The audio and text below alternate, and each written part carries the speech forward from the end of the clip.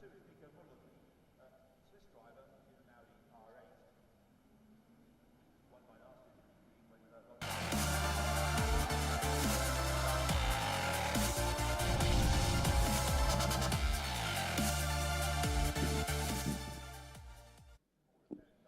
everyone and welcome to the FIA GT World Cup, the finale of a fantastic year worldwide of GT racing, and we have the very creme de la creme of GT3s out here on display here at the Macau Grand Prix, the 64th running of the Macau Grand Prix, and as you can see the cars already out on track, and in fact actually in a relatively unprecedented practice. We're going to give them a little bit more time on track. If you have been under a rock for the last 24 hours, then you won't know.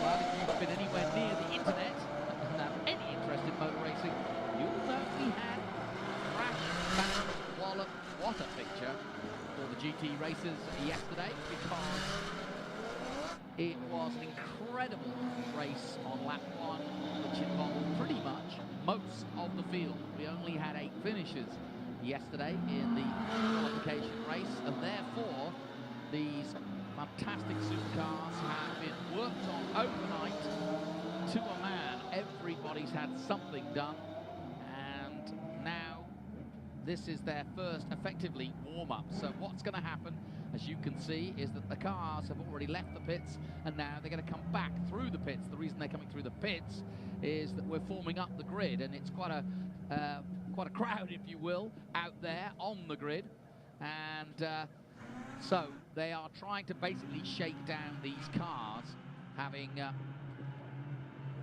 had a lot of repairs, both to bodywork and in some cases probably complete rehauls with bent suspensions, broken radiators, you name it. Everything has been rehauled.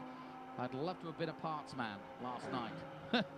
But they've been working overnight and fixing these cars, and of the top cars that didn't need any fixing, they too will have, I'm sure, battled the cars. The conditions, as you can see, have changed. We had bright sunny conditions yesterday, but it's rained heavily overnight. In fact, it rained this morning as well. And if you've just tuned in, the track is drying, but it's not quite dry. You can see the sitting patches of water on the track. We are getting a dry line, so this session is also useful not only to shake down the cars, but also to see what the conditions are going to be like. And Alan Hyde, your thoughts as we take a look at the man of the moment, Eduardo Mortara in the AMG Mercedes. In terms of conditions, how would you play it? This is interesting, isn't it? Particularly as the race goes on. I said it before, we'll say it a number of other times.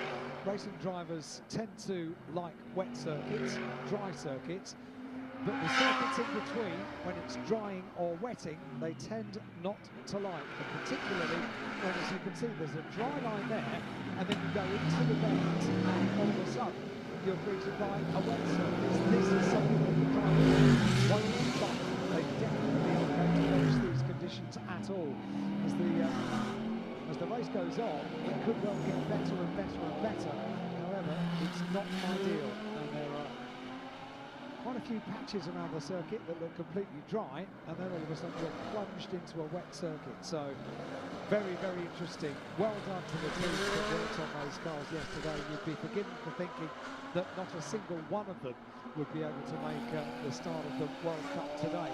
They have clearly worked incredibly hard. Just to pick out one, very, very pleased that the Honda NSX is out. Honda chose the World Cup here in Macau to showcase the Honda NSX, the GT3 car, and it's been repaired and looks as if it could be in a showroom. So absolutely fantastic work, not just by the team running the Honda NSX bike, many of them up and down the pit lane, and a few other things. Slicks is what William Locke here in the commentary box reckons. He knows a bit about driving around the Macau circuit. He reckons Slicks is the choice now. And I'll just for the record say, isn't that what somebody else You did say predicted? that. You did say that about half an hour ago. And so it's remarkable how much the circuit has dried over the last half an hour. It's very humid here, but I'm glad to say as the temperatures do rise here, both humidity and heat, air temperature we're talking about now, it does dry, and yeah, we're obviously in a very hot part of the world here on the South China coast. There is the Honda. Yep, it's good, doesn't it? Oh, it looks absolutely fantastic. Beautiful work to get the Honda NSX GT3 out. Recognise that. Slippy there. Put a bit of power down. Yes, I didn't say it wasn't slippy. I just said that it was a drying line, and I definitely think slicks. Yeah, which will be, of course, maybe 6 seconds quicker than wet weather tyres. And I don't think, given the, and we're going to talk about that in a moment, given the quality of this field, these guys know how to drive plus 600 horsepower cars in slightly damp conditions, put it that way. We have just seen in World Touring Car Championship what the crew drivers can do on a very, very challenging circuit. It was extremely wet when they went out on track, and they kept it all very neat and very tidy. Let's never take for granted just how skilled these drivers are.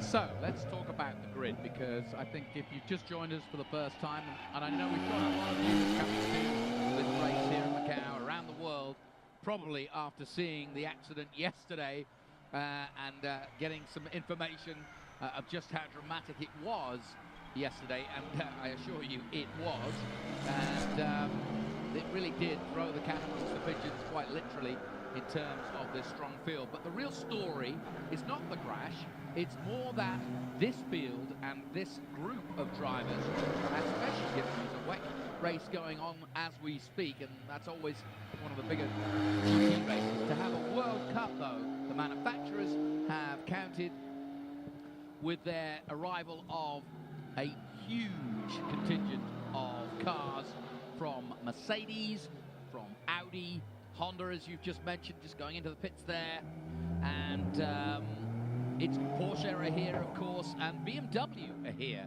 So we really do have some of the greatest marks in racing, and it's going to be a very interesting run.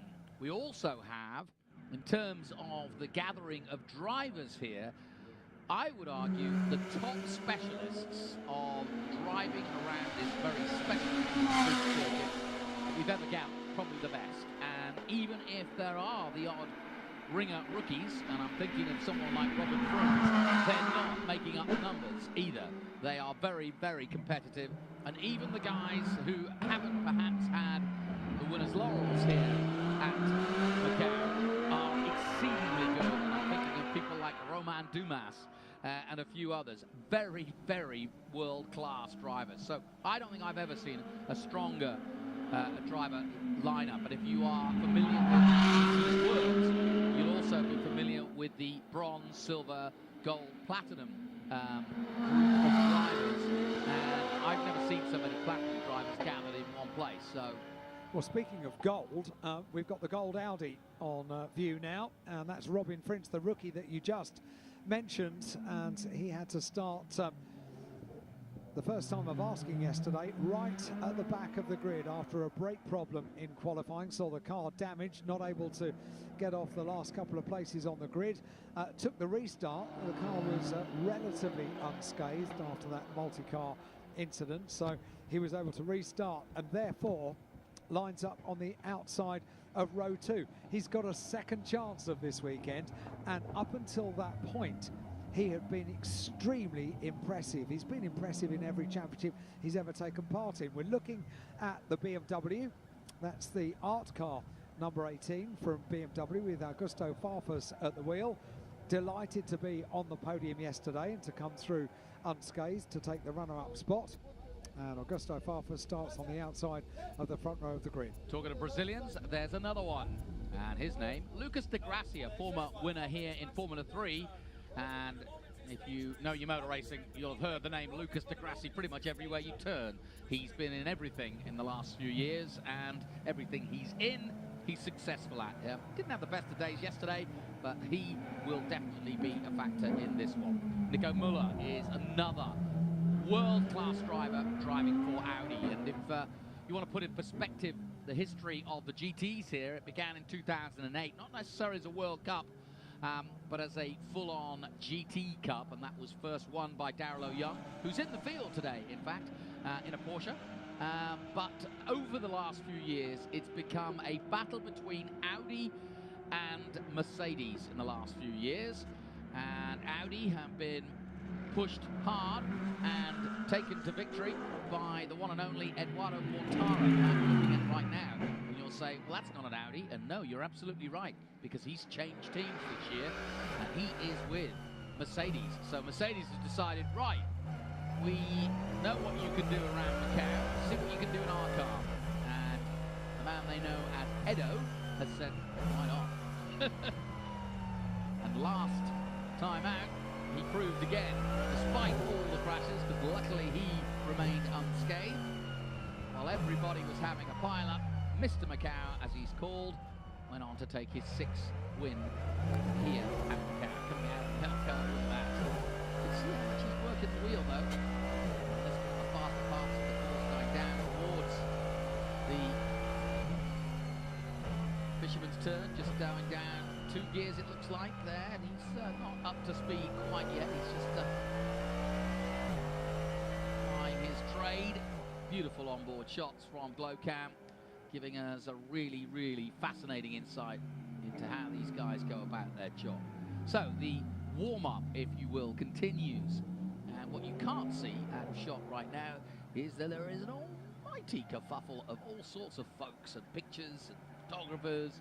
The interest in this race alone, and there are 6 racers. I've just noticed Tom Coronel from the touring cars running out onto the grid, and I'm sure we'll be doing some work in media-wise, but he's actually talking to the safety delegate, is Tom, and Tom, probably having just experienced the race himself, will be letting the FIA safety car know what's going on out there, because this is crucial at the start of this race. But really, there is a whole host of probably close to 500 or 600 people out on the grid right now while these guys go through their paces, and it really is a fascinating sight, and it always is, Macau. Photographers love it, the press love it. It's always glamour, glitz, colour, noise, and fun. And that's why the drivers love it, that's why the fans love it. It can be a little bit precarious at times, as we see Augusto Farfus lining up. But here is Lucas de Grassi, just looking in his mirrors. That's his view. The beauty of course, a tip top or a GT is you don't have to have the visor down, and he probably won't, because conditions are pretty dull at the moment. The dark visor he's got on there won't serve much purpose, so he'll probably keep that up. So we'll have a great view of Lucas de Grassi, who wins my prize, Alan, as top helmet. I really like that. 2 Brazilian flags. It is fantastic. Classic colours. Absolutely fantastic. I'll tell you what, there aren't many places in the world that a grid is so full of hustle and bustle. Already we've got the BMW number 18 art car. It's the next generation art car. It's an augmented reality art car, which works in association with an app. You have to point at the car to see the lights, and it's a local artist that's done the artwork around the number 18 Augusto Farfus Big Run. That car is on the front of the grid alongside the various flags of SJM at the rear of the car. Great photographic opportunity. Most of the cars are still elected to use the open pit lane to continue and get a few more laps under their belt. This is quite an important reconnaissance as well, going around the lap to see just how many areas of the circuit are dry and just how many areas of the circuit are wet. So quite a lot of data acquisition taking place. Mauro Engel has now elected to take his place on the grid. So Mauro Engel forming up on 8th on the grid, the outside of row number 4. Into pit lane comes the NSX. Comes to a stop now. The team having a look at the left rear of the car. They're checking tyre temperatures, that kind of thing. I think they probably are, or indeed making adjustments to tyre pressures as well. This is going to be a changing goalpost, isn't it, over the next 10 minutes? Yes, there'll be a few soccer analogies in our World Cup. There will. Laurent Vantor, I notice, on the grid, but not changed and ready to go anywhere. Having some photos taken, but not the way we'd want them because he's in a pair of jeans. Great shame. The Porsche, one of the first cars to be damaged, happening across a stricken car yesterday. Well, and for those of you who aren't in the know, so to speak, the big incident we were talking about was on the first lap of the race yesterday, and it involved, or was caused by a crash by Juncadella, a former winner here in Formula 3, and that's what caused the big pile-up. And Augusto Farfus, the man you're looking at now, was lucky just to be the last man through, as it were, before the incident, and that allowed him to be unfettered by it, and the rest of the field just kind of piled in behind Laurent Vantor, who tried to get past but couldn't, and therefore everybody else stopped at what we call police corner, which is a downhill, very tight right-hander, and really it's a very fast corner too. You see that anywhere else in the world? So let's go down to the grid with Alexander. She's got Maro Engel. Down here with Maro. You had a bit of a tricky day yesterday. Can you talk us through what happened? Yeah, very disappointing. Great start, got into the lead. Obviously, big shame to see that big crash happen and take so many cars out. And then at the restart, we had an issue with the battery and couldn't fire the car up. So yeah, lost the lead and probably the best chance at the win. So very tough, but yeah, that's the way it is. So today, start P8 and try and see what's possible. What is possible then from P8 around a circuit like this in conditions like this? Yeah, that's the good question. I mean, there's no real answer to that. Normally when you start P8, I guess you have to be happy if you can make up 3-4 places, something like that. But it's obviously mixed conditions, and we'll just have to see. We'll put our best foot forward and then we see where we are. Good, thank you, Aaron. Well, Blake Matter as ever, Maro Engel, and that just answers the question we had yesterday. If you were with us yesterday, you'll know that Maro Engel actually was one of the few that was unscathed by the actual big incident, came back into the pits and looked as though he was odds on, frankly, to win the race overall. He led the race, came into the pits. In fact, he had, by the first lap, the one and only lap, he led by some margin. Had a brilliant start, didn't he? Yeah, he did, but then had a brilliant finish. Sorry, a sad finish, because he didn't, when they went to restart, as you just heard there with the interview with Alexander, they couldn't get the battery going, which is just ironic after everybody else is sort of dealing with a huge smash. Of all things, the classiest team, the biggest entry, and one of the greatest drivers of this Macau circuit suddenly can't go anywhere due to a battery. Eduardo Mortara has peeled off to take his place on the grid, on pole position yet again here at Macau, and so too has Robin Frintz. Well, why don't you just catalogue, because I know you've been following it closely. Hang on one second though, but Daniel Juncadella is down there, and let's hear what he has to say to Alexander about yesterday. Firstly, Daniel, great to see you back on the grid. Tough day yesterday. What actually happened? Yeah, it was a hard one after such a good weekend so far. It's little things, little mistakes. In turn one at the start, I had a little bit better start than my teammate in front, and I tried to give him enough room so that we don't have a collision or something a bit tricky. And I gave too much space, and then I hit the wall at the exit of turn one, and my steering was damaged after that. I could keep driving, I thought it was fine, but when I reached police corner, turning in, I had a weird feeling, and just at some point the car didn't turn anymore, and I went into the wall, and it's probably the worst wall you can get on the track, because if there is no warning to the other guys behind, you see what happens. Hard work done by the team then. Potentially a stupid question, but conditions are changing very, very quickly here. You're starting on wets? We still don't know. I mean, we've tried both tires on the outlaps. Sector 1 and 3 are nearly dry, and Sector 2 is wet, so it's going to be a tricky decision. We still have some time to decide, so yeah, we will see. But I'm here to gamble anyway, because after yesterday, I think we've been quite lucky to be here on the grid. Of course, thanks to the guys, they did an amazing job, but yeah, now it's time to gamble again and see if it works. Good to hear that. Gloves are off. Best of luck. Well, if you're going to gamble, this is the place to do it. I'm here to gamble. Yes. Didn't mean it in that way. Quote of the year. So if you didn't know what happened, here we are. This is what Juncadella was involved in. That's what happened, and we're looking at it from Lucas de Grassi's point of view in the number 11. And Lucas, poor old Lucas, was up in the air because poor lad. But there you go.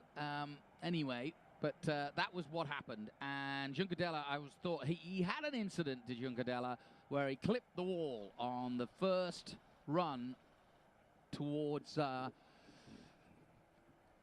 reservoir bend. And I'm just watching one of the drivers running up the grid. I'm not sure what's happening there, why he's running up the grid. But one of the drivers has got no car. He's an AMG driver. And I'm not quite sure what's happening there. But we'll find out. He's had a good little sprint. But as we look at Renger van der Zand, can you spot who that is? Interesting. He's one of the Mercedes drivers. Looks like Marciello to me. Very interesting. Anyway, going back to Juncadella, yeah, he basically clipped the wall. There's Mortara. I think it was maybe Edo Mortara who was running down the grid. It was, you know. Or he's talking to Mortara anyway. So lots of stuff going on as we take a look at the grid. But there are drivers each and everywhere at the moment. There's the driver I'm talking about, to the right-hand side. He's just run up the grid, just behind this lady here in the black. And therefore, it is Mortara. It is Mortara. No, it's not. It's still trying to figure out who it is. Well, we just heard from Juncadella that the decision, the final decision, has yet to be made on tyres, and it's always going to be a compromise with setup here at Macau. Yeah, it is Mortara. It was Mortara. Yeah, and so Mortara's just literally, now he's got into his car, but a minute ago he was sprinting down the main straight for some reason.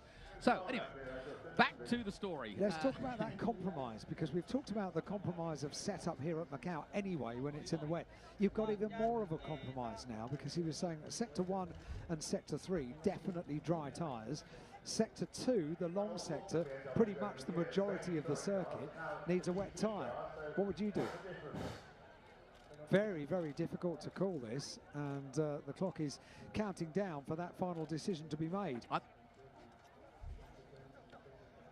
Well, let's go down again and hear from the Brazilian, Lucas de Grassi. He's with Alexander. Well, it's very, very good to see this gentleman back on the grid. What a day. And I presumably quite an incredible night for you guys as well. What can you do from back here? Well, it's an heroic job from the mechanics, really to put the car in one piece again. And really, I have to thank all the team for the effort. And from here, I don't know, we saw what happened yesterday. The only thing we can do is to try to finish the race and have fun. To what extent are the gloves off, or are you going to be playing it safe to? No, of course we're gonna try to move forward, but it's a long race. A lot of things can happen. That's how it's gonna go. So the words of Lucas de Grassi there. Very interesting indeed. And, well, all sorts of stuff going on. But, yeah, to answer your question, I would go on slicks. I think there's no really other point. It's not going to get any worse. It doesn't look as though it's going to get any worse. There's no wind in the air as we look at Raffaele Marciello, who had a great day yesterday, actually, the Italian. Yeah, I mean, I know it's still wet in the mountain section, but with this amount of cars and with the weight of these cars and with the speed of these cars, I don't think it'll be long before there'll be a completely dry line around in the mountain section. I think also when you talk to a driver, to the press and to Alexander Gree, who is our reporter doing a great job, I may add, down there on the grid, I don't think you're going to give too much away. But I would say if I were driving, slicks. Yep. Raffaele Marciello gets inside the car. He's a tall lad as well. He is. And gets himself in, gets himself comfy, and will start third on the grid. Choices have been made. and they will stay for 18 laps in prospect. Start will be behind the safety car. And just to let you know, 8 finishes yesterday.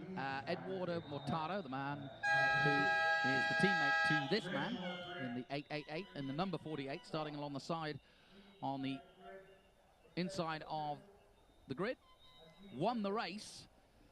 His 6th win here at Macau, ahead of Augusto Farfus, who therefore starts alongside him.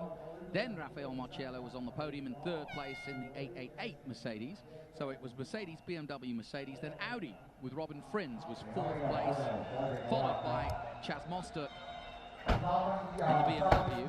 And as we take a look at Augusto, in that rather resplendent Schnitzer BMW, delighted to have Charlie Lamb and his team back here at Macau. And if you know your history here at Macau, you'll know that the Schnitzer BMW was synonymous with racing at the gear circuit in touring cars, particularly before the GT era, but now they're back with GTs, and that's great. Now, here is Eduardo Mortara. All eyes will have to be on him as he takes on this circuit. Thumbs up, he's happy. He wasn't a minute ago, I may add. He was the driver who was running down the circuit, looking for something. I think he was basically looking for one particular patch because he knows that that first corner is going to be very, very important, as it was yesterday. He didn't get the start he wanted yesterday, and in fact, he was a little bit balked. He was a little bit unimpressed by how it all went. So he's going to try to change all that today and get away well. Robin Look how much wetter it is there where Eduardo Mortara is on the tarmac. On the left-hand side where we just saw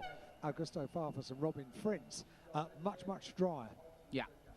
And I'm sure Eduardo is thinking, because we're starting under safety, it's going to be a faster start in many ways, in a different way. We have a rolling start anyway, but I do think that the safety car start kind of throws it up there. You've got warmer tyres, you've got more preparation, and you've got more look at the the patches on the ground, and he's also aware of just how fast Augusto Farfus will be and where he is going to defend, where he's going to try to stop Farfus coming around the outside, because it's going to be a drag race down towards Reservoir and of course down to Mandarin. And the key, if you've never seen this circuit, is the run to Lisboa, which is a long way. It used to start at the Mandarin Hotel, did this race, or did the Macau Grand Prix, but now it starts quite some way back, and it's a long run, over 1.5 miles down towards that major first corner. But we will start under safety of the BMW car. And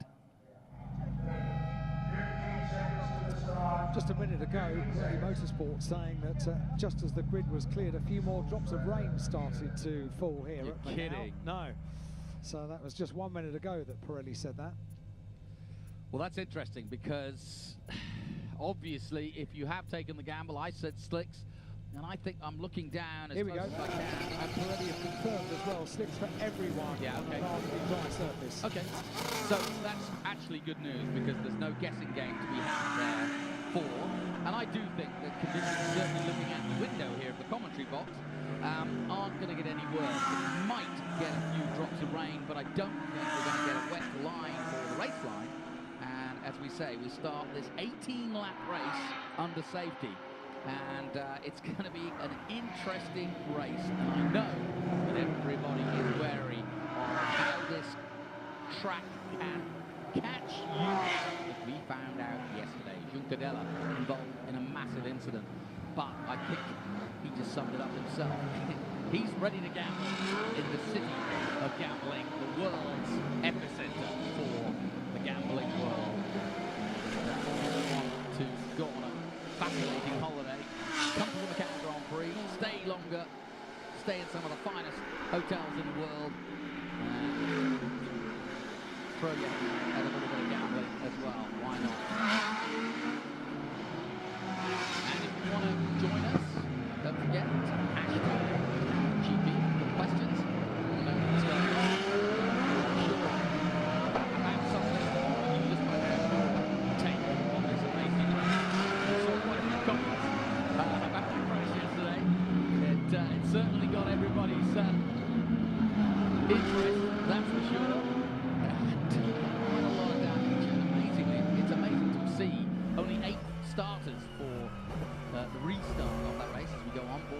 Eduardo Mortara. Look at the concentration already under safety. But what he's trying to do now is, as you can see, moving the wheel a lot. But that's because he's trying actually to put some heat into the tyres, which are slick tyres, that are dry tyres, but it's still a little bit greasy out there. So he'll be wanting to make sure that he gets as much heat into those tyres to defend himself from what will be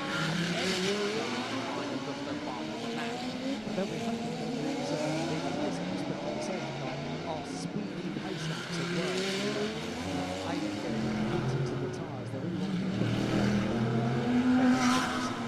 get 2 laps behind the safety car to get the race underway. And they are going to prove critical to getting heat into the rubber. Now, yesterday, Mortara won by 1.5 seconds ahead of Mr. Farkas in the Schlitzer BMW M6 and 2.7 seconds ahead of third place Rafael Marciello in the Group M Mercedes-Benz AMG. And as we said, you just heard from Maro Engel there, Maro involved in what was the most awful situation for a racing driver, in that he was leading the race and ready to restart, and then the battery would not restart the car. Another safety lap now. The lights on the BMW let us know that is the case. The lights are on most of the drivers as they roar past our commentary position. You're watching the World Cup here at the end of the 2017. Somewhat tradition now here at Macau, the third week in November. As the season winds down, it's World Cup time. And the manufacturers come out with their best foot forward. And we really do have just that this weekend. With Mercedes, with BMW, with Audi, with Porsche, and in one case, with Ferrari. Just, I say one case, but a good one. Rosenqvist, third place in the Formula 3 and a 2-time winner. He is the only 488 Ferrari out there today. But my feeling is this is going to be a battle between Mercedes and BMW. That said, anything can happen at Macau, and probably will. So predictions are foolish. Somewhat. I'm the one saying that, having made my prediction. But I think that's fair to say that even if there is total carnage again, one of those Mercedes and one of those BMWs will come. And there is potential to have 3 different manufacturers on the podium as well. Robin Fritz is just outside, starting 4th on the grid, outside the podium spots. Gusto Farfus standing there second in the BMW, and of course the Mercedes qualification of the race winner Eduardo Mortara just in front. So potentially we could have 3 manufacturers on the podium in the FIA GT World Cup. We shall find out. Well, if this is a clean race, the key is definitely tactically for Mortara to get ahead and get going right from the start. And for those chasing him, knowing his record, it's very similar to the World Tour up against Rob Harper in the previous race, which is everybody knows Mortara's record here. He's won 6 times now, and if you want to beat Mortara at Macau, you've got to get past him, and you've got to get past him before this vote, because if you don't do that, then it's going to be mighty hard to catch him, because he's fast, he's proved it, he's consistent, he makes very good decisions, and if you want to beat you heard Charlie Lamb telling me about one of the dramatic there's Audi Sport getting ready for get to watch that. They'll show it up this race. Of course, but Stefan Munton in the jacket for Audi, watching on very carefully indeed, because of course Audi's blushes somewhat as Mercedes dominated both qualifying and the race yesterday. And Audi want to bounce back, and Robin Fritz, who left the road, is a great story here, started 17th because of the practice crash, but now lines up and we know it's in full position. So watch out for the Flying Dutchman. Yeah, watch out for Robin Fritz in the all-gold Audi. Also, watch out for Maro Engel on the 4th row of the grid. Got a brilliant start on the rolling start yesterday. And Augusto Farfus got an amazing start. Very, very quick off the line was Augusto Farfus yesterday. Let's see what happens when the pace car peels off. Here we go then. So the race is led by Mr. Macau, Eduardo Mortara, this year in an AMG Mercedes. Behind him, a veteran himself of this Macau Grand Prix, Augusto Farfus of Brazil. The safety car has pulled off, And now we are ready to go racing. He accelerates away. Mercedes, BMW, Mercedes and Audi tucking himself up. Robin Fritz has to go out of the last corner and down the main straight for the first time and into Reservoir Bend. Mortara with a good lead already. Maro Engel gets away well. But everybody safely through the first corner. Mortara, though, glanced the wall, but that's typical Mortara. I don't think any damage done. And through they come. Oh, and a big, big slide by Rafael Marciello. He almost went completely round.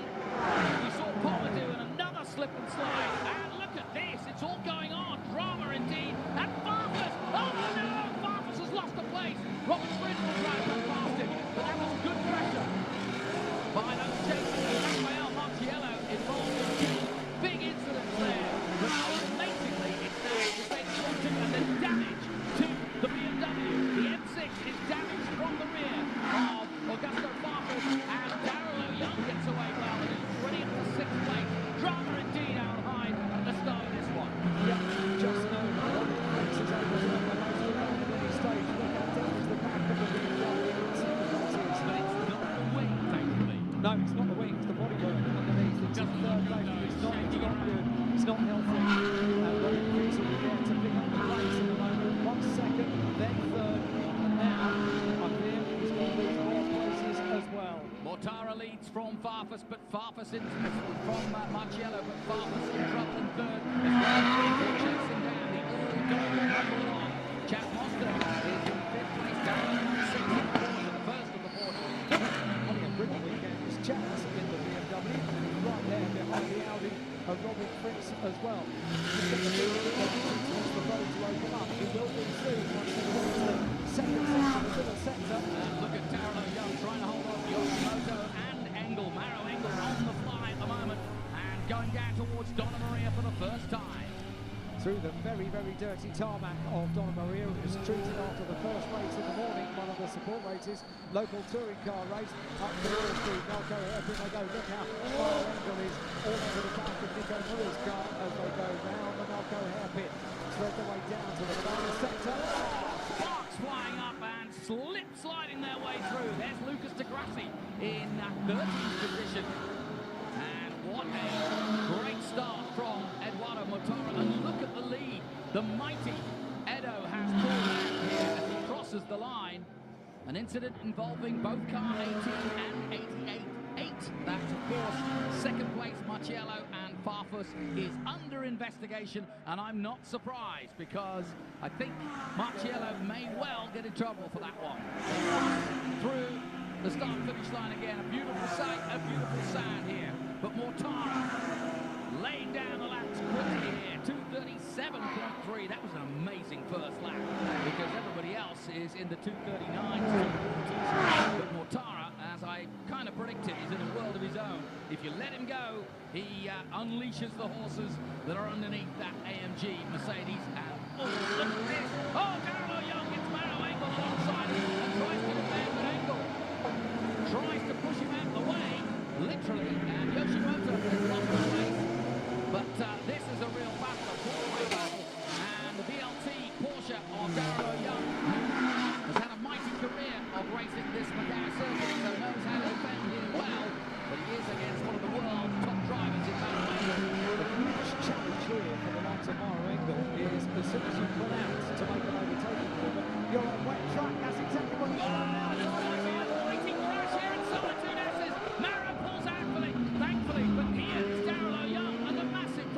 And Maro is not playing it safe at all, and in fact is going to get himself in trouble if he's not careful, because Darrell Young is not a man to trifle with here at home in Macau. And I say at home, but this is his backyard. He knows how to win here. He certainly knows how to win here. He doesn't give a jot about Maro Engel's reputation.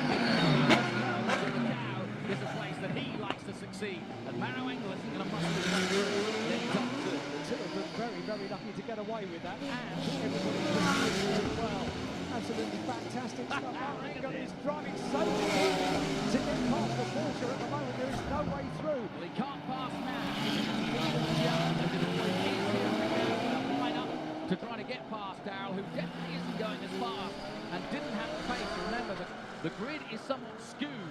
Darrell did not qualify in the top 10. Maro Engel was very much in the top 10, so Maro is quicker than Darrell O'Young, but of course, because of the shenanigans yesterday, Darrell has got a better start from grid position-wise. Now Maro Engel will line himself up as they come towards. Look at this, passed already as he goes in. And that's how easy it was when he got to the clear road.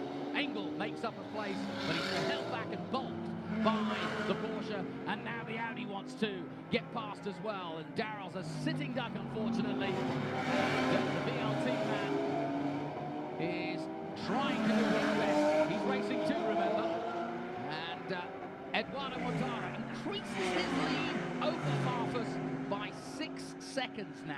The good news is that Augusto Farfus in the BMW, the car doesn't seem to be too hindered. 2:39.229 on that lap by Augusto Farfus. So despite the fact he's not quite as pretty from behind the BMW as he should be, he seems to be going.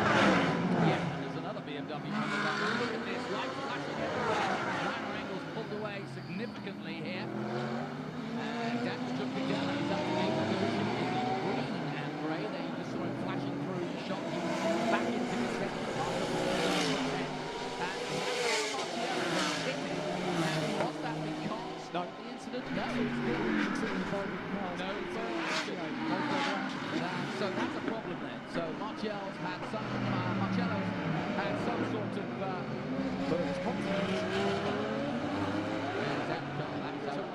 Yep, there he is, and yeah, that car is puffing. Oh, well, I don't need to tell you, that is a mess. He got hit in the front, and I think the radiators completely kaput, so you might say, in Germany. And the Italian, having had a great run in his debut at GTs, is out. So one Merc down, and the field continues. It's Eduardo Mortara by 6.5 seconds. Robin Fritz is in 3rd place. Fritz is last lap. On the open space, you know what he might achieve. But look at Nico launching his way into Darrell O'Young. Makes a mistake. One thing I will say for Darrell O'Young, he does not make mistakes, and he certainly won't be pressured into a mistake by those behind him. He knows what he's doing here. He's done it all before, and he's done this sort of work himself while facing others here at the Macau Grand Prix. He won here, as I said, in 2008. He's won multiple times in a Porsche here. He's getting a lot of coverage as well around the world here, and that can't be a bad thing with the sponsors all over the car. Down from the Macau, in they come then, Eduardo Mortara, Augusto Farfus, Robin Fritz, the 3 podium positions, 3 different manufacturers on the 14 laps to go. Just trying to look at the incident involving 18 and Marcello 888. I think I agree with the stewards on that one. I don't think there was any need for any further action, and it doesn't matter anyway now. And he's already out of the race. Another lap completed then. And the Audi just then. Look at this. The Honda's in there as well. First time we've seen Renger van der Zand in the Honda NSX starting to get a little bit racier than before, and he's definitely in a race of his own for sure now. Marco Wittmann also. Look at that lap by Maro Engel. Now he got some clean air. He is wide 4 seconds quicker than the leader of the race, Eduardo Mortara. So watch out. Maro is on the hunt. Honda on the outside, on the Audi, can't quite turn it in. It's a squeeze, but the Honda gets away with it. Very good as it did. Chaz Monser is still there in 4th position. Maro Engel is 5th, getting ever closer. Was 2.1 seconds behind the 4th place car at the conclusion of the last lap. Well, of course, Chaz Monser probably the slowest, and I don't mean that rudely, but in this field, that's something to be unproud of, because Macau isn't the challenge at the best. But in terms of the overall qualifying time, Monster was not anywhere near as quick as Maro Engel, and I think Engel will be right on him right there very quickly and up and chasing Robin Fritz. Fritz will be a different game. On the previous lap, he was quicker than Augusto Farfus in the BMW. 2:35.456 and a 2:35.601 for Augusto Farfus. He's going brilliantly. Oh, more bodywork is peeling its way off the BMW M6 now. And aerodynamically, working well for it, especially. It's not ideal. It's not ideal. And that won't work anywhere, whether it be the mountain section or sitting duck at the moment. Yellow flag at MP12. Do you know, remarkably, it's not something you get in the first century winning a personal best on this. That 25 complete second. Oh, what a big crash, and this time it's Lucas de Grassi. He's out of the car, and he's clearly wanting to get out quickly. He's in a precarious position. Lucas de Grassi out of the World Cup already, and the safety car is out. No further action, as we said in that incident involved, but sadly no further action also for the mighty Lucas de Grassi, as he is out of the Macau Grand Prix at 13B. Interesting. If we've got a safety car, the field bunch up. Maro Engel is incredibly quick lap after lap. This could be interesting for the restart. They've got a 6-second lead. Farfus is still here. Frings is there. And Maro Engel was just about to overtake. Absolutely he will on the restart. Darrell O'Young is still holding on. Several drivers, included Daniel Juncadella, who is up to 7th, amazingly, cause of the incident yesterday, but still very much in this one. I never want to say the safety car, but I kind of do. No, this is fascinating. Just Farfus weaving from side to side. You never know, if you lose it on, you might lose that bit of bodywork. Yeah, not a bad idea. Well, it's probably not doing a great deal. It doesn't hinder the... How does it go for that? Can you get the app out? How the artwork is looking at? Is it looking scooped? Is the frame slightly... It's absolutely fascinating. You download the app for the BMW app. You don't have to be here to do it. You can use it to see what happens, print it out from the app. But yeah, the likes of the artwork, Jared You might shake that off. that's a lot of the bodywork that's now isn't it, on Gusto's car. Yeah. Oh. Then car, of course, this is a massive race team. So Tim Sutton, who's also a group F driver here in Asia, and they've had much success here, and as have Mercedes and Audi, and of course, and we forget that sometimes. This is a World Cup, but here in Asia,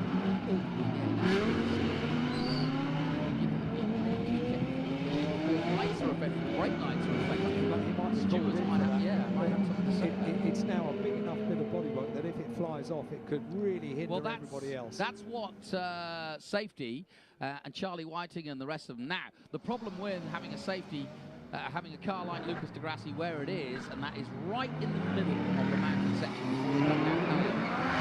There's no crane there. They have to get a flatbed out there, which therefore means we're going to be under safety for, I would argue, certainly the rest of this lap, if not another 1 or 2 laps possibly, which won't make any difference really to the leaders, but could make a little bit more time consuming and therefore more of a sprint race to the finish. Charlie Lamb, there he is on the right hand side or in the middle of the shot there. Directing operations and wondering what to do and what to do about Augusto Farfus.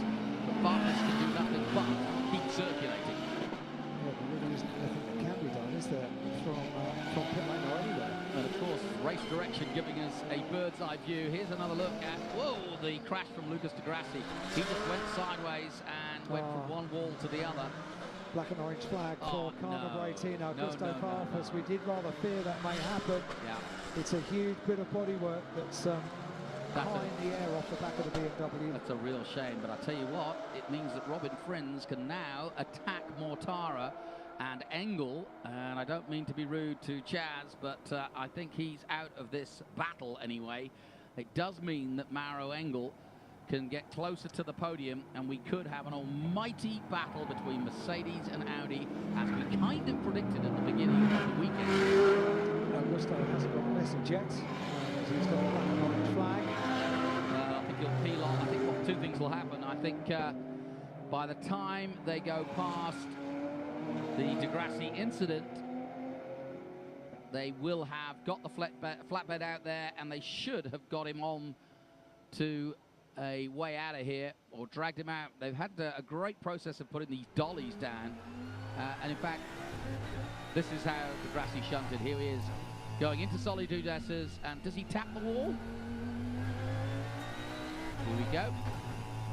Looking good for now, but then it all goes horribly wrong Here. Just a little tap, just a little rear tap, I think. And that really is why we get so excited about this circuit, is because that was pretty innocuous as an accident. You know, he's one of the world's finest drivers. It didn't look much, but just a touch like that, and it's all over in a second. And he really was just a passenger within seconds. Carnival rating under investigation for not respecting the black and orange flag. Well, it's the World Cup. He's just been given a yellow card, that's all. He's playing on, shouting at the referee.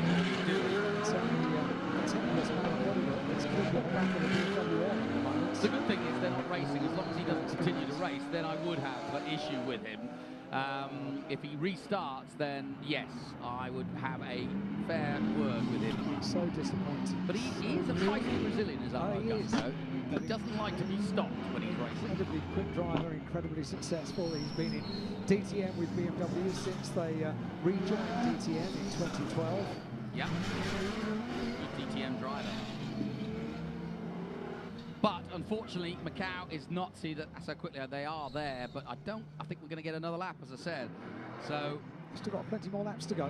Yes. Not to worry. 11 to go. You don't worry. I think my excitement button has been hit a few times. He's going to be worried either. I think he's going to be well worried. He had this race in Macau. Are you kidding? Yeah, now he's going to do it all again. He has just been exemplary at these golden starts, hasn't he? Yeah, that's true. And he's got to have brilliant one this time, because they are gunning for him, quite literally. And if they're going to do it right at the beginning, they're going to have to do it in the opening couple of laps, because once he's gone, he's well gone. So, Eduardo Mortara, Augusto Farfus, Robin Frintz are the top three as they thread their way through the Macau hairpin. Down they go, still under the control of the BMW safety car. Now, we're expecting the number 18 damaged Schnitzer BMW M6 of Augusto Farfus, who has been given the black and orange flag, and that indicates that you need to come in because the car is not safe for the rest of the field. And he should come in, and again, we will be doing the other lap, another lap again under safety. And here comes Augusto. So sadly, I'll send you out. I will send Alexander to go and have a word with him. Good luck. Well, the BMW Motorsport Director Jens Marquardt is here in Macau this weekend to see the 4 BMWs that have entered the FIA GT World Cup. Now, of course, they can get him back out if they can put the rear back on. All right, so again, okay, he's lost very little time there. So good work. Well, I say good work, they just ripped it off. Good work. It'll be fine. It hadn't hindered. He was still putting in very, very sensible lap times, wasn't he, in the BMW M6? So Augusto can quickly catch up to the tail of the train. However, it will be at the tail. And in the words of Monty Python, I'm all right, it's just a flesh wound. It is. And away he goes. So Augusto Farfus now with quite a bit of work to do. The circuit drying out. I was just having a look at Twitter actually with people tweeting with the hashtag MacauGP. I saw one or two people saying that there were spots of rain around the circuit as well. So we need to keep an eye on the weather as well. It's going to be certainly better what Farfus could do, because he was circulating on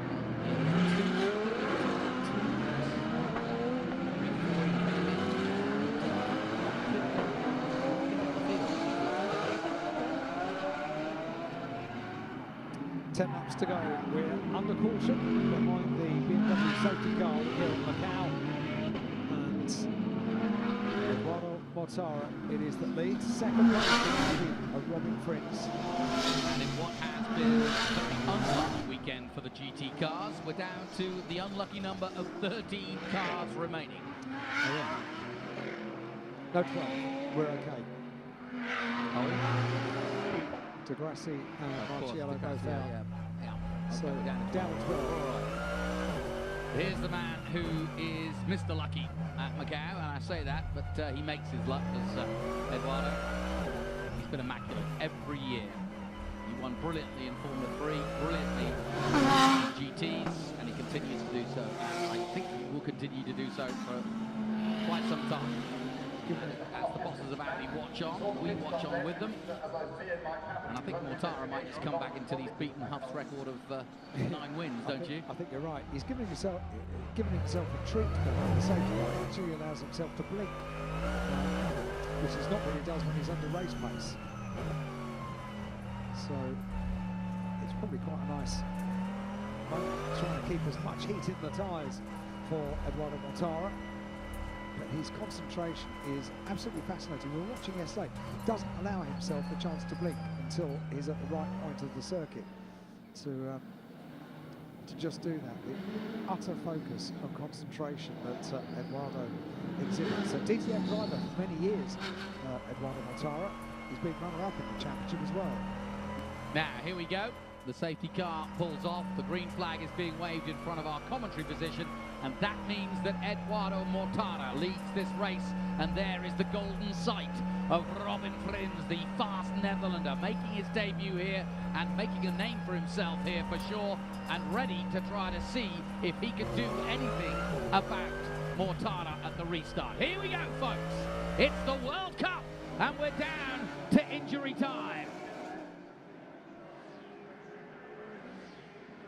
Good start from the top four. Watch out for Maro Engel, jinking out and trying to get through. Farfus is at the back, but he'll be coming through in that black BMW. There is Maro Engel. Sparks fly off Frin's car. Into Mandalay they go. Flat out. Mortara leads them. Maro Engel looks to try and make a move on the BMW in front. Likewise, so too, Juncadella in the number 50. Oh, and Maro Engel's got through. Nicely done. And sadly for Juncadella, he gets bumped by the Porsche of Darrell Young. He does not get through. But Maro Engel put on a move for sure there. And great stuff by him. From 8th on the grid, up into the podium spot from Maro Engel. And absolutely flying, don't forget, before we have the safety car come out. And look at the gap, how quickly they've capped the rest of the field. But I tell you what, Chaz Mostert's not hanging about. He's staying with them in the BMW. He's really come good, hasn't he? Yesterday and today, he's been absolutely flying in the BMW, doing a great job. A three-car train, that the battle for second place, Robin Frins, Chaz Mostert and Maro Engel, absolutely tied together. And you could read the body language of Maro Engel. It says, hey, new boy, out the way. Ah, we've got another. Well, that flashing lights just, I thought they were for... It was a caution, yeah. Yeah, but I think it's just basically from... Oh, no! Oh, Young is out! But that's at the bottom of San Francisco Hill. So Darrell Young was probably pushed out the way because he was under pressure then anyway. Maro Engel had put past, and I think others wanted past too, including Juncadella, who probably took him out, I'm afraid to say. But we'll soon find out. But Juncadella was certainly eyeing that up as a possibility. And as we've seen in the previous, before the safety car, has been under pressure for quite some time. To the BMW, it's dropped right back from the back of Maro Engel's car and Robin Fritz's car as well. Well, this... Well, you can have... Safety car. I just saw the ball. Safety car again. Yeah. Well, you can have safety. This is real fun. I can tell you. Mortara, Frins, Mostert third, and Maro Engel actually moving ahead of Chaz into third place. There he is in the Group M car. So we do have a Mercedes-Audi battle, but we have another safety car on the 11th of 18 laps. This restart is going to be very, very interesting. I know we've only just It is gone going to be for Maro Engel, because he's not going to have the BMW to deal with.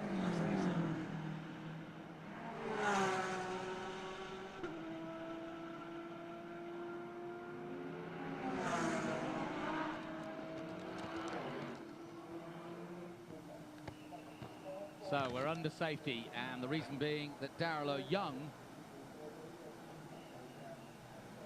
was left at the bottom of San Francisco Hill.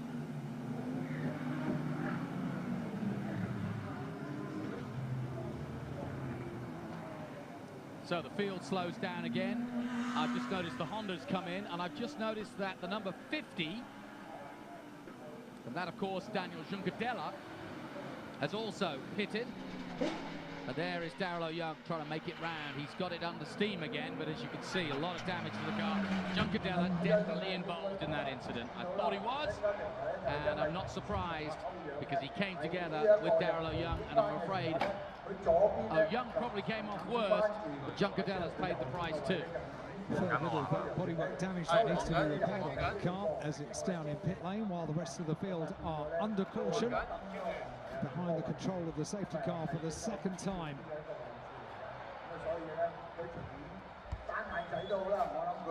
So, what a twist and turn this GT World Cup has thrown up for us. I wonder what the regulations are. You see them taking off the headlights on the car. It's declared a wet race, and in a wet race you have to have the headlights on. So whether there's That's an interesting point. yeah, they can't just maybe pull out the headlights. The headlights will probably need to be in working order. Does one count? It wouldn't on a road. Well, So true. yeah. So I don't know. It's interesting. But to be fair, the leader of the race is not putting his lights on. No, and I'm a warrior by trade. So. But I like your style. I like the fact that you brought that up, because yeah, you can see brilliant lights are on.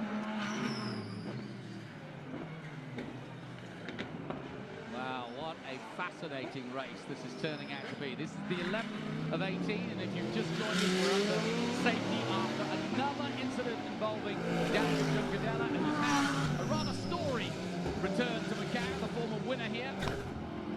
And he was involved in a massive pile-up which took out most of the field yesterday. And he's just involved himself in another incident with Darrell O'Young. We haven't yet to see whose fault necessarily, but here is Juncadella on the outside.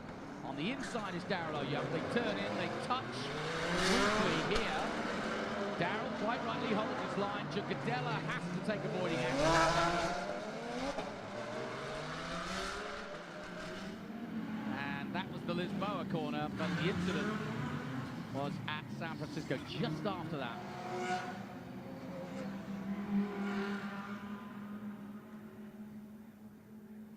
So, Mortara trying desperately to keep some grip and heat in those tyres.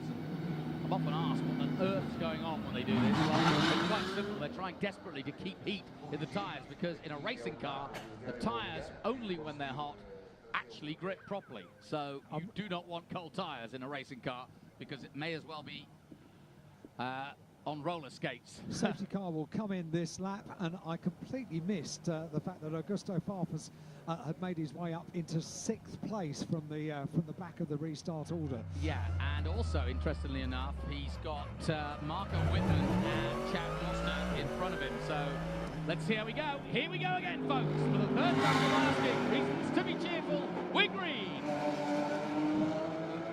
Mortara leads the pass. Frins in the Audi in second. Then it's the 999.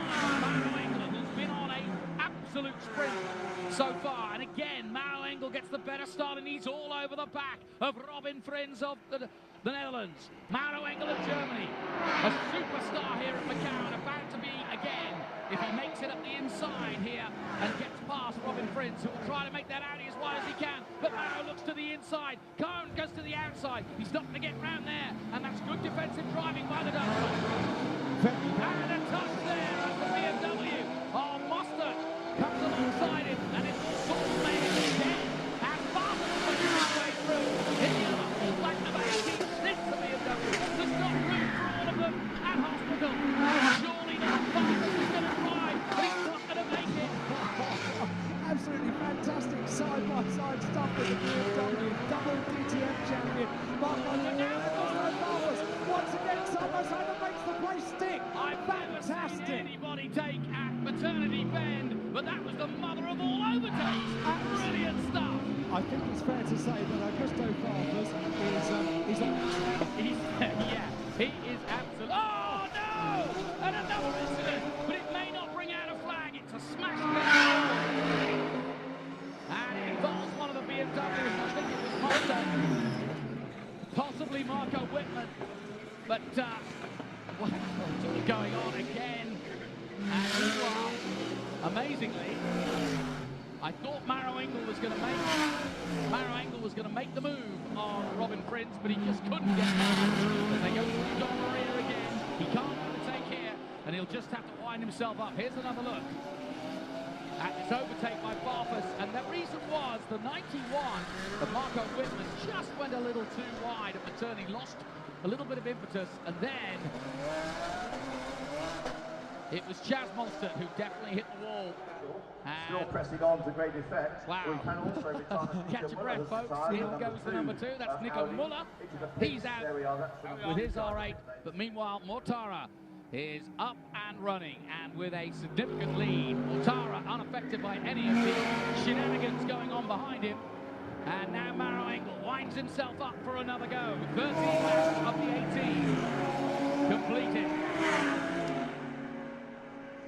And as he does that, how has it even happened that Augusto Farfus has got himself back up to 4th place? Well, it's tremendous. Absolutely fantastic stuff. He's been for a pit stop, had a cup of tea, come out, and he's still in contention. I did mention that BMW Motorsport boss Jens Marquardt is over here in Macau. I wonder what he made of side-by-side BMW Super Eternity.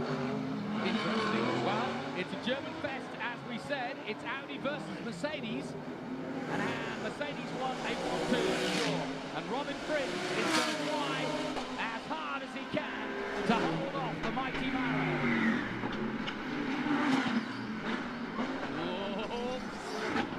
Into Eternity Bend, and this is where Farfus made his move, but only because of a mistake by Marco Whitman. Then Mostert threw it into the wall just after the Solitude S's. Mortara continues to lead the gap. 1.9 seconds to this battle for second and third. And I mentioned before that Robin Prince has never been to Macau before this weekend. You wouldn't think it, you'd think he lived here. You really wouldn't think it. He wins in everything he does. He wins championships year after year after year. Was a Formula 1 test driver for Sauber, didn't get the opportunity to become a Grand Prix driver. Great disappointment. And I think it's Formula 1's loss from Robin Prince never made it to Grand Prix racing. I never met Robin until this weekend, and I met him thanks to you, Alan, and we had a quick chat, talked to him about his crash, and that was because of ABS, and that was why he was down 17th place to the start of this race at the weekend, because he had an ABS fault and effectively went straight on, which caused his accident, which knocked him down during the practice session. I shook his hand and said, "Nice to meet you." I said, "Do you like Macau?" He said, he just smiled, shook my hand again and said, "I will promise you entertainment." And that is exactly what has happened. So here he goes. The gold machine of Robin Prince has pulled away a little bit from the very, very quick Maro Engel in 3rd place. Eduardo Mortara, 12 laps in the book, 6 to go, coming up towards the line. Can't we extend it another 6? It would be very nice if we could. Coming up to complete 13 laps in the book. Fastest lap goes the way of Robin Prince. 223.6. Brilliant. Maro Engel, though, is right there, just 2/10 behind him. We're talking about 2/10. It's 2/10 to watch. Robin Prince, have I mentioned that he's a rookie here? He is no longer, I'm afraid, after what he's gone through this weekend. He's an absolute veteran. Yeah, look, Maro's flashing the lights. I wonder why. But he's too far back there. Maybe Robin hadn't noticed him. Robin has thrown his boa, and he's got an advantage over Maro Engel. And he's doing his very best to bring down the gap between himself and the race leader, Eduardo Mortara. All 3 of them now in the same picture. Here's another battle, and Giugadella is back out, having got that damage car, the number 50 that is. He's in 9th position at the moment. Meanwhile, Maro Engel pushing on now. It's amazing that massive, I say massive, but the bigger car, which is the Mercedes, looks almost dainty around the mountain section, doesn't it? It's amazing. Absolutely amazing car. So now, is that Maro's skills, or is it also the way the setup of the Mercedes is, I wonder? It'll be interesting, because we're talking about the compromised setup, but look how the circuit is getting drier and drier. It was this section, the mountain section, that they were saying potentially you could use wet tyres. Well, you couldn't now. It's pretty much dry. Absolutely dry, yeah. So, this race is hotting up nicely. An 18-lap World Cup, and we are in India. injury time. Are we going to penalties, I wonder? We shall see. 5 laps, including the one they're on. Look how close they have got to Mortara in this last lap. I think Prinz is going to put in another fastest lap here. There's Farfus. Farfus in 4th place of all things. And he could still make the podium if these two get into a fight. Which would fastest lap, 2:23.6 last time out. Be an exceptional story, wouldn't it, if Augusto Farfus could do something and finish up on the podium for the 2nd day running. He's right there. Maro Engel has got a button which automatically flashes those lights, hasn't he? And he's using it quite a lot. Is it called his finger? But it's not close enough to Robin Prince. And a 2:22.5 from Prince, but a 2:22.4 from Eduardo. Anything you can do, he can do better. Overall fastest lap for Eduardo Mortara, 2:22.429, 2:22.472 for Maro Engel in 3rd place. We are really getting a masterclass of mastery here from the greatest GT drivers in the world, and the hardest circuit and most challenging circuit in the world, as they swap fastest laps. Last time out, Mortara, who we on board with now, did a 2:22.4, the fastest lap of the race, reacting to Robin Prince's fastest lap the previous lap. And having said that, he was only a 10th quicker than Prince. Maro Engel, almost identical pace. He too on a 2:22.4, faster than Prince, but equal almost with Mortara. It's incredible. This is wonderful on-board footage, isn't it? Eduardo Mortara threading his way. And that's the right expression. Threading the needle of this massive AMG Mercedes down the hill towards police, where all the drama was yesterday. To 1st gear there, up to 2nd.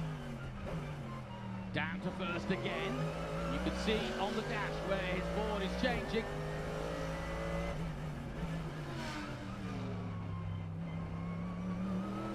Seems nice and serene, doesn't it? It's nice when you're out front. Yeah. Clear view in front. And that was enjoyable, being on board the Eduardo Mortara. Time running out there. There's Marcus. 3.5 laps to go now. Robin Prince in 2nd place in the Audi. Well, amazingly, Chaf Moster, who was involved in that incident of cranging the wall, there are 2 crashes at Macau, the innocuous ones that take you out, and the ones where you get lucky and live to fight another day, and that's what happened with Moster, because he hit hard, but he's still there. Yeah, BMW 4th, 5th and 6th with Farfus, Mostert and Wittmann. So another lap completed, and another brilliant lap by Eduardo Mortara. Although, having said that, Engel's gone even quicker. A 2:21.4 from Mortara, a 2:21.3 from Engel, and Engel is flashing his lights. And that Mercedes, once bad, past the Audi. But Verstappen's door technique is not holding back either. Here comes Maro.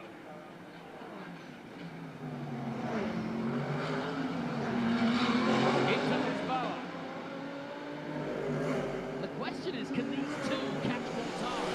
Very hard indeed, because Mortara is not feeling the pressure just yet. Their lap times are so equal, these 3. Unbelievable. 2:21.466 for Mortara, 2:21.432 for Prince, 2:21.347 for Engel. And he's turning up the pressure now, isn't he? Well, the conditions are improving with every lap as well, of course. It's getting drier and drier. In fact, it's the driest we've had. No chance of any rain at the moment, anyway. Looking out of the window, but that's all I'm doing is sticking a finger out of the window.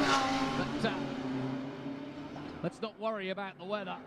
There's a storm brewing out here, on track. And here they come again, down Palio, towards police.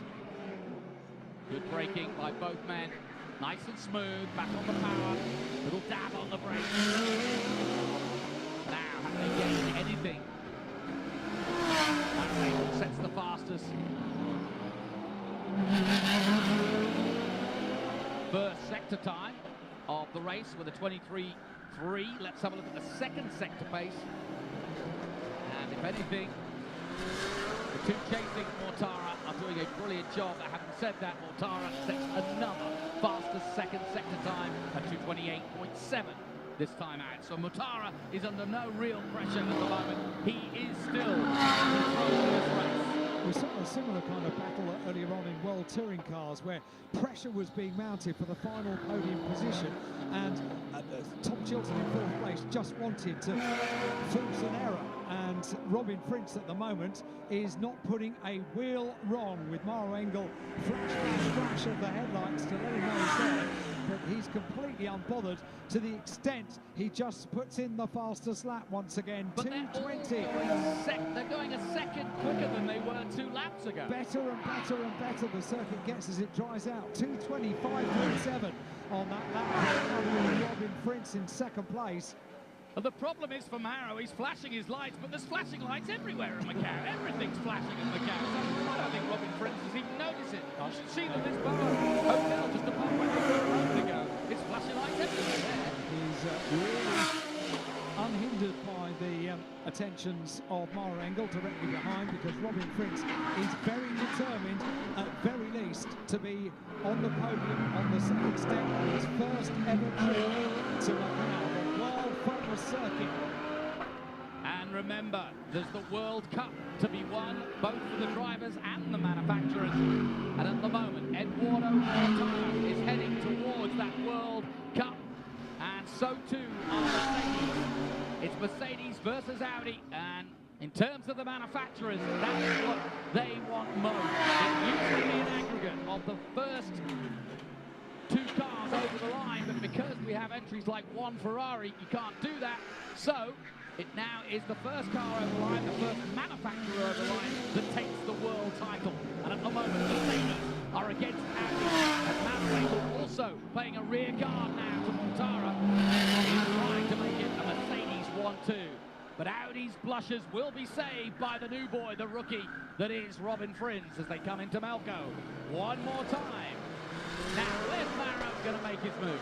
Because he is going to make a move. He will make a move, and they are about to go onto the final lap.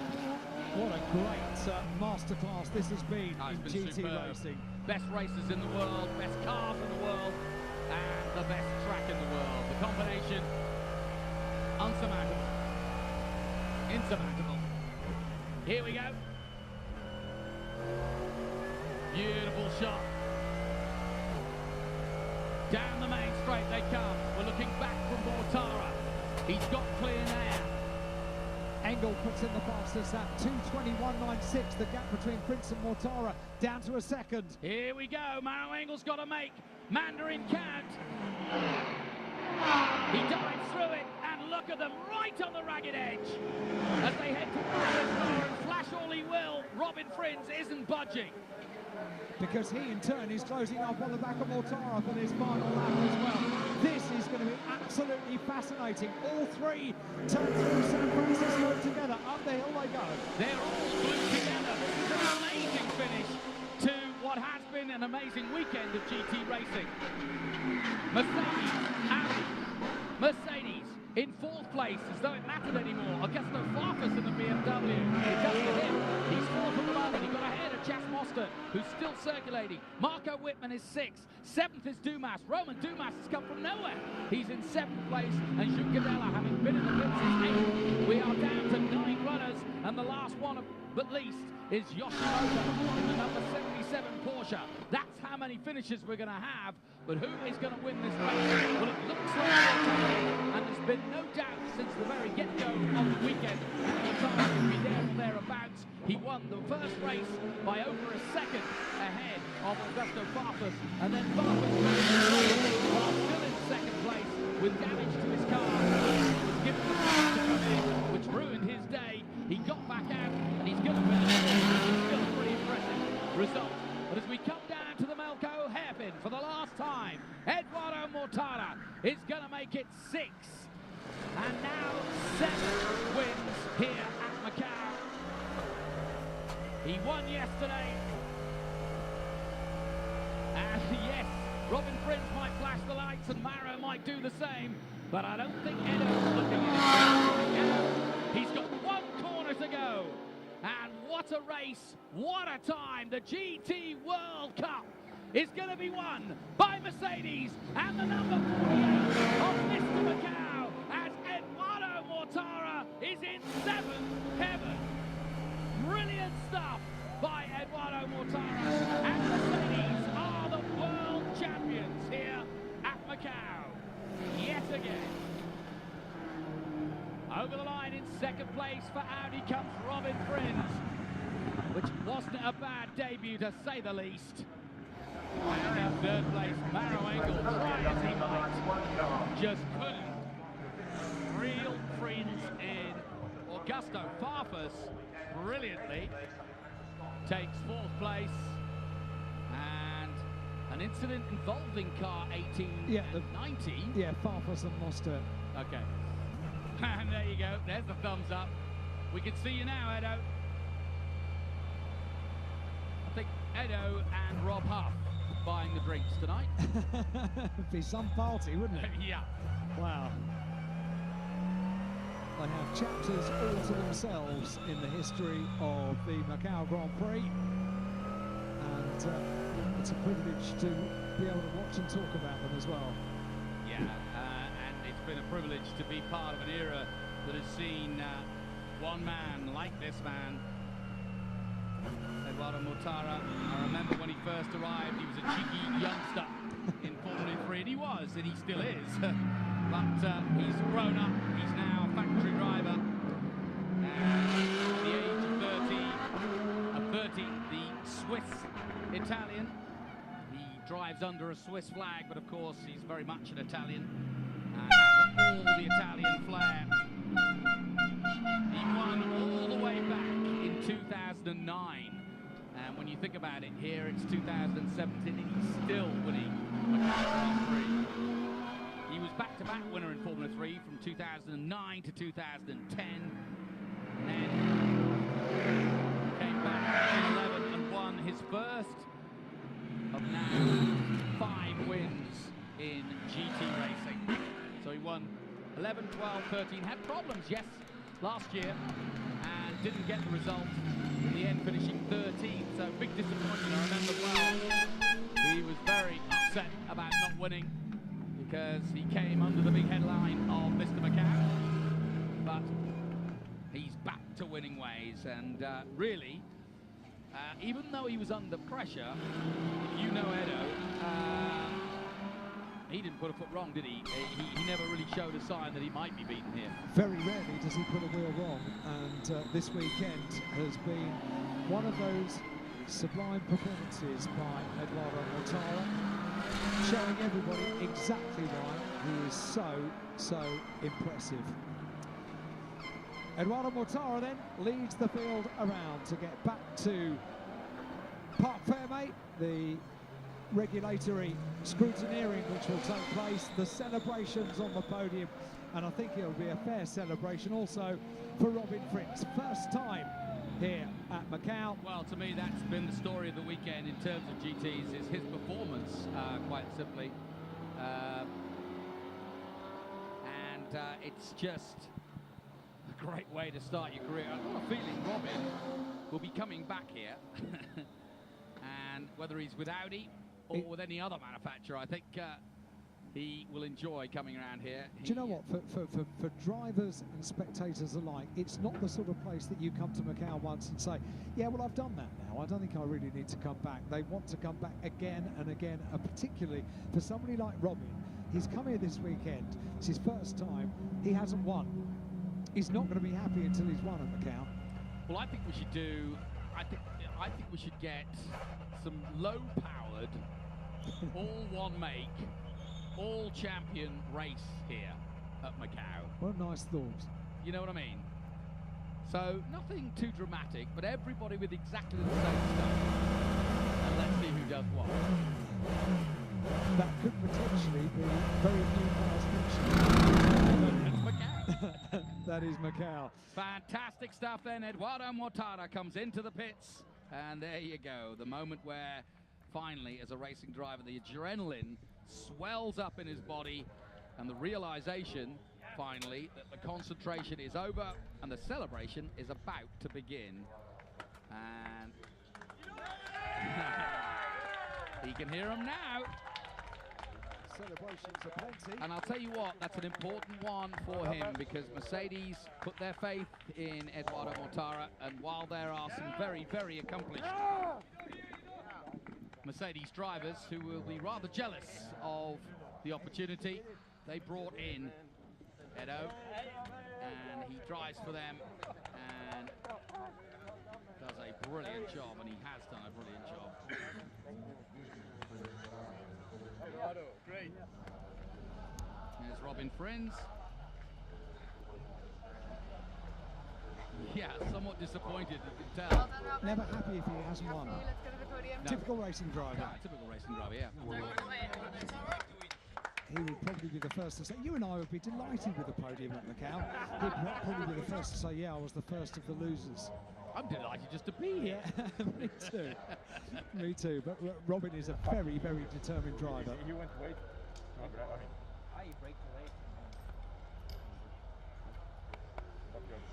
So let's go down to the paddock and join Alexander, who's got the winner. Eduardo, you kept yourself out of mischief. What an incredible race that was. Well done. What a weekend here in Macau. Yeah, I mean, it was so stressful. We had I don't have any voice anymore. Yeah, I mean, it was so stressful, this race. I mean, mixed conditions, it was so easy to make a mistake. I basically crashed the car actually in the first corner because I wanted to escape from my competitors, and it was very, very difficult today. And but I'm very glad that we did it. It's an amazing job from Mercedes, from the team, driving academy. Yeah, they tried to slow us down, and in the end, you know, we managed it. Great, fantastic result. Well done. Well, he is driving for the Mercedes Academy, and that was a masterclass by the professor. And there's Robin, disappointed as you say. But Audi can be proud of their performance here. It was always going to be an uphill battle. Mercedes so dominant, both in qualifying with that first session. I think they were top 4. And here is the result then. Eduardo Mortara of Switzerland and Italy with a win for Mercedes, and Mercedes are the new world champions of GT racing. Robin Friends, second place for Audi, and Mauro Engel in third for Mercedes. Augusto Farfus from BMW. So 3 manufacturers in the top 4 with BMW as well, and then Chaz Mostert in 5th place, Marco Wittmann in 6th. So it's been a good run for BMW. Romain Dumas in the first of the Porsches is 7th, and Daniel Juncadella recovers to an 8th place finish. Romain from the back row of the grid as well. Brilliant. Nico Müller in 10th position. He pulled out, as did Renger van der Zand.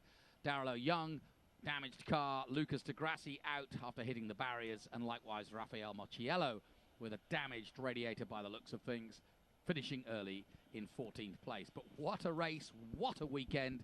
It had everything, and I think this one will be remembered for a long time to come.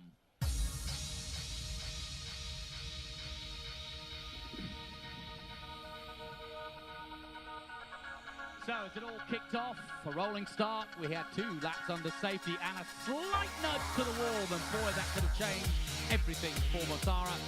But it did change everything for Farfus, because he was hit from behind and never recovered, and in fact the damage to the car would eventually bring him in. Darrell Young tried to defend his position from Mauro Engel, and Mauro Engel got frustrated and said, "Take that, Darrell." But Darrell, to be fair, held on, and finally with some room at Fisherman's, Mauro got through. Meanwhile, Juncadella in the number 50 was making his way through, having had the back row start effectively, or at least close to the back. And the number 11 of Lucas de Grassi coming to a rather nasty end at the famous Macau S's. Farfus in and out very quickly. A quick boot job, and he was back out and fighting. Meanwhile, Robin Friends got as close as he possibly could to the back of Mortara, and Mauro Engel did the same with him. The BMWs were in action. Farfus taking one out, Marco Wittmann, and then Mostert take himself out. But in the end, Mortara just kept on ploughing on and doing what he does best, which is deftly drift his way through the Macau twists and turns to his 7th historic victory here at the Macau Grand Prix. Mortara then world champion of GTs, and Mercedes world champions of the manufacturers. Congratulations to Eduardo Mortara.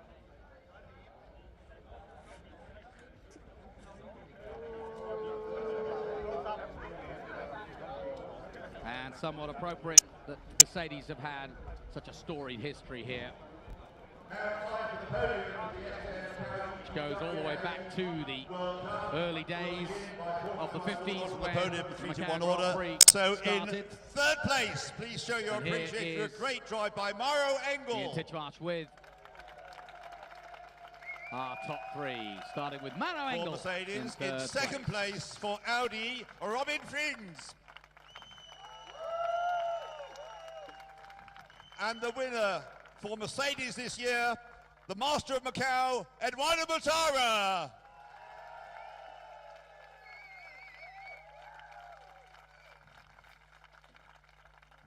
Climbing onto the top of the podium. And now the national anthem of the winning driver.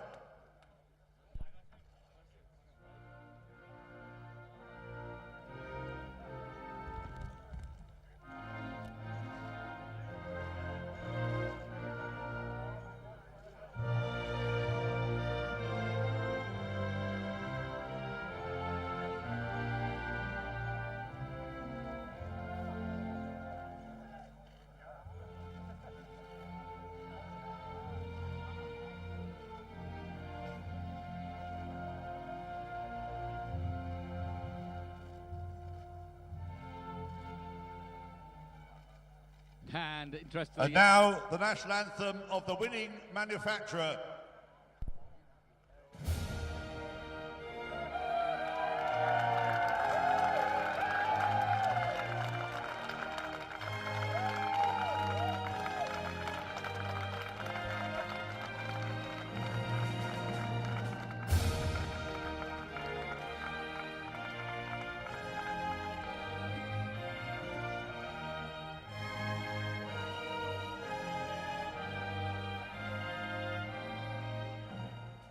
Jonas van Pack ten Becker joining the podium then for the winning manufacturer. Now can I please ask for the presentation to Mauro Engel, Dr. Rui Cunha, Director of SJM, please, to make the presentation to Mauro Engel in 3rd place.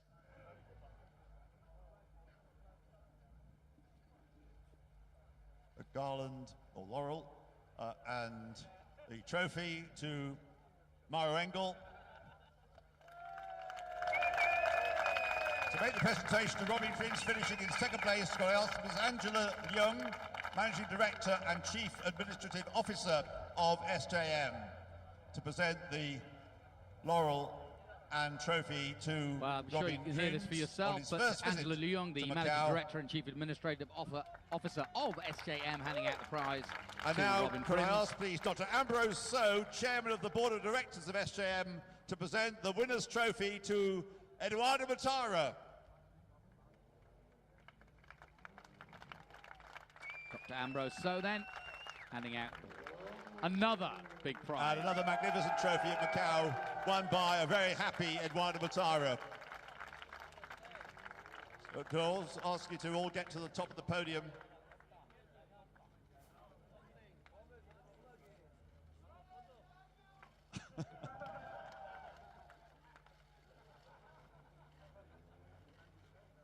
Thank you very much. Right, could I ask the drivers to stay where they are, but the presenters please to leave the podium, because we have some more trophies to hand out. First of all, the FIA GT World Cup for drivers, presented by the FIA. Could I ask please Monsieur Frédéric Bertrand, the FIA Circuit Championships Director, to present the trophy, the FIA GT World Cup trophy, to Eduardo Mortara. So then Eduardo Mortara becomes a World Cup winner here, thanks to the FIA, and a great idea. Something else added to Eduardo's collection. And that is pretty darn special. Now, the FIA GT World Cup for the winning manufacturer, a trophy again presented by the FIA, to be presented by Mr. Christian Schacht, the FIA GT Commission President, to present the trophy to Jonas van Pack ten Beke from Mercedes-Benz. So congratulations to Mercedes-Benz. They win the World Cup. Another trophy being presented to Jonas van Pack ten Beke, representing Mercedes, the FIA GT World Cup for winning manufacturers, presented by the Grand Prix of Macau Committee. And that's going to be presented by Maria Helena de Sena Fernandez, Director of the Macau Government Tourism Office. Congratulations once again to Mercedes-Benz. And now with just the drivers and Jonas on the podium, I think it's time for some champagne. So, bring on the champagne.